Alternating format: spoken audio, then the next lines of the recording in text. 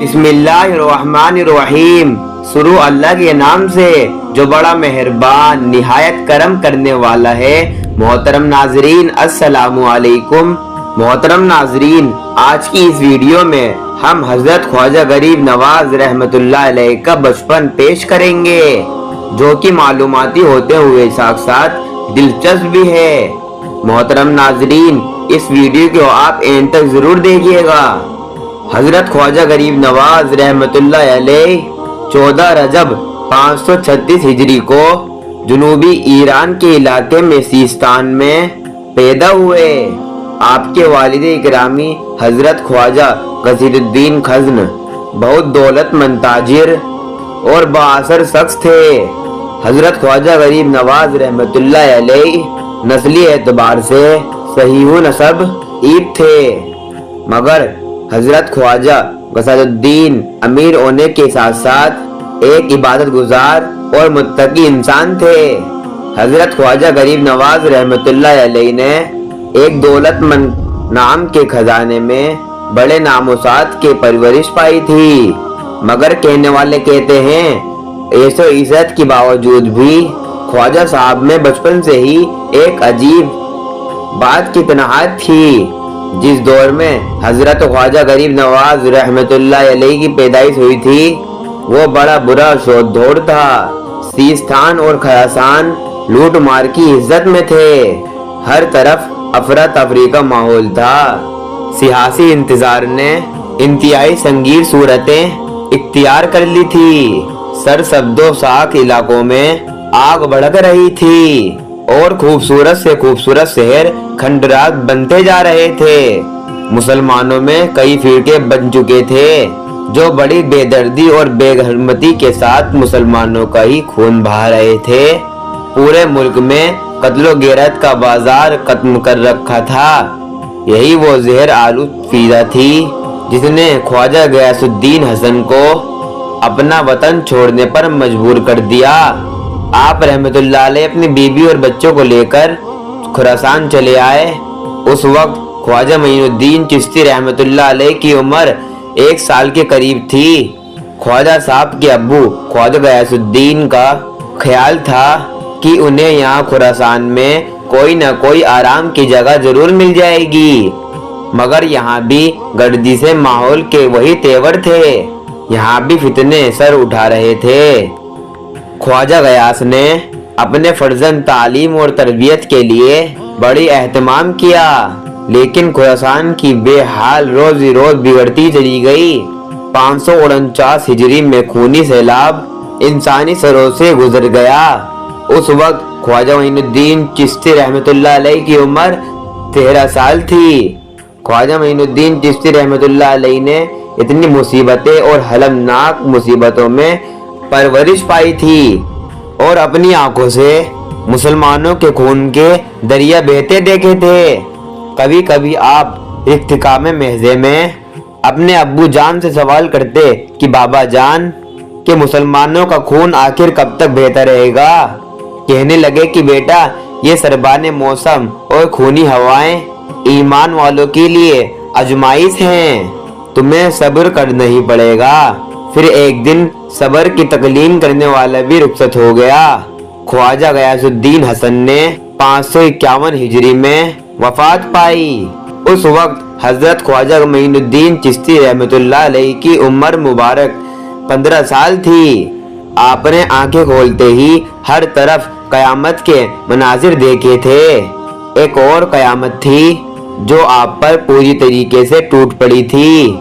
सारा मालो असबाब तो पहले ही छिन गया था, अब एक दौलत बाकी थी। अब वो था बाप का साया। लेकिन ख्वाजा साहब रहमतुल्लाह अलैह कम उम्र में ही बाप के साये से रहनुमा हो गए थे। वालिद की मौत ने हजरत ख्वाजा साहब रहमतुल्लाह अलैह को इस तरह मुतासिर किया कि आप हर रोज उदास और परेशान रहने लगे। ऐसे नाजुक हालात में आपकी मात ही हजरत बीवी नूर रहमतुल्लाह अलैहा, इन्होंने बड़ी इस्तिकामत का सबूत दिया और बड़े हौसले के साथ बेटे को समझाया कि ये फर्जंद, जिंदगी में हर एक किस्म को अकेले और तन्हाई में गुजरना पड़ता है। اگر تم اپنی تکلیفوں کا ابھی سے ہی ماتم کرنے بیٹھ گئے تو یہ دشوار کشاد راستہ کیسے طے کرو گے؟ اٹھو اور اپنی پوری تمناؤں کے ساتھ سفر شروع کرو، ابھی تمہاری منزل بہت دور ہے۔ یہ والد محترم کی محبت کا ثبوت نہیں کہ تم دن رات ان کی محبت میں آنسو بہاتے رہو۔ اولاد کی محبت یہ ہے کہ وہ باپ کی تعبیر پیش کرے، اور تمہارے باپ کا ایک ہی خواب تھا کہ ان کا بیٹا علم اور فضل میں کمال حاصل کرے۔ امی جان کی باتوں سے حضرت خواجہ غریب نواز رحمت اللہ علیہ کی طبیعت سنبھل گئی اور آپ ذوق و شوق کے ساتھ علم حاصل کرنے لگے، مگر سکون و فرحت کی یہ مہلت بھی زیادہ لمبی نہ رہ سکی۔ مشکل سے 1 سال گزرا ہوگا کہ حضرت بی بی نور رحمت اللہ علیہ بھی اس دنیا سے چلی گئی۔ اب تنہائی کی داستان پوری طریقے سے مکمل ہو گئی تھی۔ اب حضرت خواجہ غریب نواز رحمت اللہ علیہ اس دنیا میں اکیلے رہ چکے تھے۔ والد اکرامی کی وفات کے بعد ایک باغ اور ایک چکی آپ کو ورثے میں ملی تھی۔ باقی زندگی میں تو آپ حضور رزق کی قسم سے آزاد تھے، مگر جب ماں کا بھی انتقال ہو گیا تو کاروبار کا سارا بوجھ آپ کے کندھوں پر آ گیا۔ خواجہ معین الدین چشتی رحمت اللہ علیہ نے باغبانی کو اپنا پیشہ بنا لیا۔ سارے کام آپ خود ہی انجام دیا کرتے تھے، پیڑوں کو پانی دیتے، زمین کو ہموار کرتے، پودوں کی کانٹ جات عمل میں رہتے، کھاد وغیرہ کا بندوبست کرتے اور منڈیوں میں جا کر خود ہی پھل بھی بیچا کرتے تھے۔ اس کاروبار کے کام میں آپ کی پڑھائی پر بہت بڑا اثر پڑا اور ان کی پڑھائی بند ہو گئی۔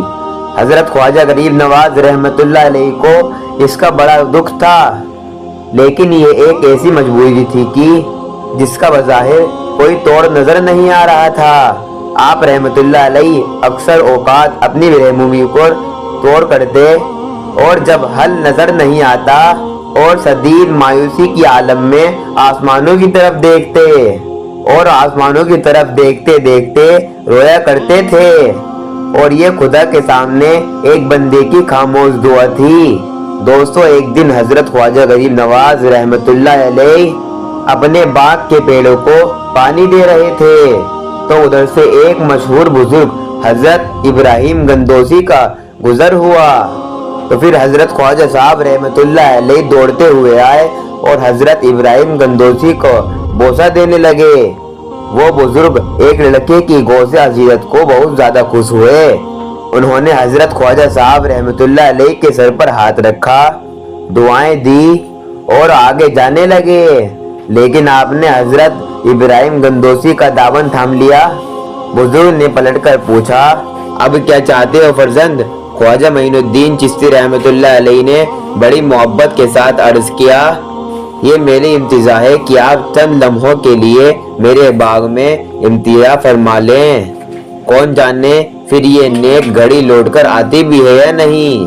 خواجہ صاحب کا لہجہ اس قدر مندانہ تھا کہ حضرت ابراہیم گندوسی انکار نہ کر سکے اور واپس باغ کے اندر تشریف لے آئے۔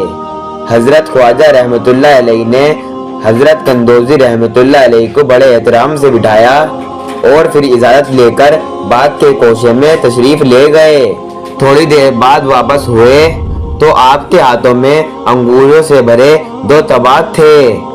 حضرت خواجہ غریب نواز رحمت اللہ علیہ نے وہ انگور کی تازہ گوشے حضرت ابراہیم گندوسی کے ساتھ میں رکھ دی اور خود ہاتھ باندھ کر کھڑے ہو گئے اور کہنے لگے کہ اس خادم کے پاس آپ کی تواضع کے لیے یہی کچھ تھا، اگر آپ اسے قبول کر لیں تو میں اپنی خوشخبری پر فخر کروں گا۔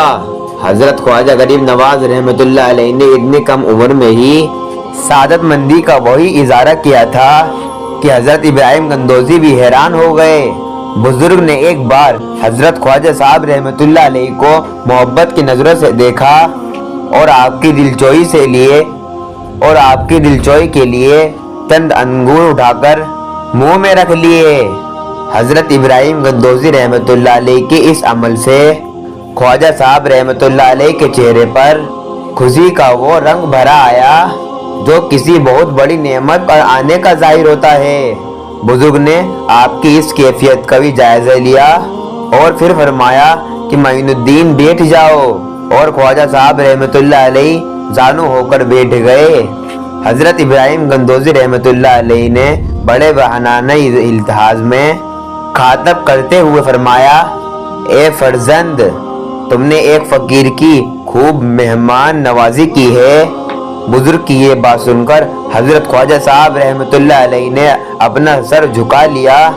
حضرت ابراہیم گندوزی رحمۃ اللہ علیہ باغ کی طرف اشارہ کرتے انتہائی چفس کے عالم میں فرمائے جا رہے تھے، یہ گھر، یہ باغ، یہ سب کچھ فنا ہو جانا ہے۔ جہاں باروں کا دور دورہ ہے، مخلصی مقام پر حضور کی حکومت ہوگی، یہی گردی سے روب شب ہے اور یہی نظام قدرت ہے۔ تیرا یہ باغ بھی وقت کی آندھیوں میں اجڑ جائے گا، پھر خدا تعالی ایک گور پاک عطا کرے گا، ایسا باغ جس کی ہوا قیامت تک محفوظ رہے گی۔ ان درختوں کے پھل کا ذائقہ ایک بار بھی کوئی چکھے گا، پھر وہ دنیا کی کسی نعمت پر آنکھ اٹھا کر نہیں دیکھے گا۔ اتنا کہنے کے بعد حضرت ابراہیم گندوزی نے اپنی جیب میں ہاتھ ڈالا۔ خواجہ صاحب بزرگ کے اس عمل کو غور سے دیکھ رہے تھے۔ جب ابراہیم گندوزی رحمۃ اللہ علیہ نے ہاتھ جیب سے باہر نکالا تو آپ کے ہاتھ میں سوکھی روٹی کا ایک ٹکڑا صاف نظر آ رہا تھا۔ ابراہیم گندوزی رحمۃ اللہ علیہ نے فرمایا، وہ تیری مہمان نوازی تھی بیٹا، یہ فقیر کی دعوت ہے۔ اتنا کہہ کر حضرت ابراہیم گندوزی رحمۃ اللہ علیہ نے حضرت خواجہ صاحب رحمۃ اللہ علیہ کے منہ میں ٹکڑا ڈال دیا، تیزی کے ساتھ باغ سے نکل کر کسی دوسری طرف چلے گئے۔ روٹی کا ٹکڑا اس قدر خشک تھا کہ اس کا چبانا دشوار تھا، مگر خواجہ صاحب رحمۃ اللہ علیہ نے ان بزرگ کا تحفہ عظیم سمجھ کر کھا لیا۔ اس ٹکڑے کا حلق سے اترنا ہی تھا کہ حضرت خواجہ غریب نواز رحمۃ اللہ علیہ کی دل کی دنیا ہی بدل گئی۔ آپ کو ایسا معلوم ہونے لگا کہ کائنات کی ہر شے حصول ہے۔ دوسرے دن حضرت خواجہ غریب نواز رحمۃ اللہ علیہ نے اپنا باغ اور چکی دونوں ہی بیچ دی۔ آپ کے اس فیصلے پر آپ کے تمام جاننے والے حیران تھے۔ ان لوگوں نے آپ کو سمجھانے کی بہت کوشش تھی، مگر آپ کو اس کا کوئی اثر نہ ہوا۔ جائیداد کو بیچنے کے بعد اس قدر رقم حاصل ہوئی۔ خواجہ صاحب کا یہ عمل عزیز و اقارب کے لیے اور بھی حیران کرنے والا تھا۔ زیادہ تر لوگوں کے نزدیک آپ رحمت اللہ علیہ کی کسی کلر کا انتظار تھا، پر کون جانتا تھا کہ حضرت خواجہ صاحب رحمت اللہ علیہ کے دل پر کیا گزری ہے اور ذہن کے کس کونے سے لکیر پھوٹ رہی ہے، جس نے دنیا کے تمام اجالوں کو اجاڑ کر رکھ رکھا ہے۔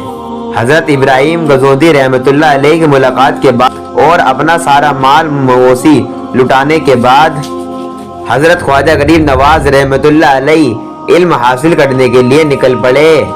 آپ نے خراسان سے نکل کر سب سے پہلے پورب کا سفر اختیار کیا۔ ان دنوں سمرقند اور بخارا اسلامی علوم و فنون کے اہل مراکز سمجھے جاتے ہیں۔ یہاں سب سے پہلے حضرت خواجہ غریب نواز رحمت اللہ علیہ نے سب سے پہلے قرآن مجید حفظ کیا، پھر تفصیل فی الحدیث اور دوسرے حضور عزائم میں مہارت حاصل کی۔ آپ کی اساتذہ میں کون کون بزرگ شامل تھے، اس کا صحیح اندازہ کسی کو نہیں ہے۔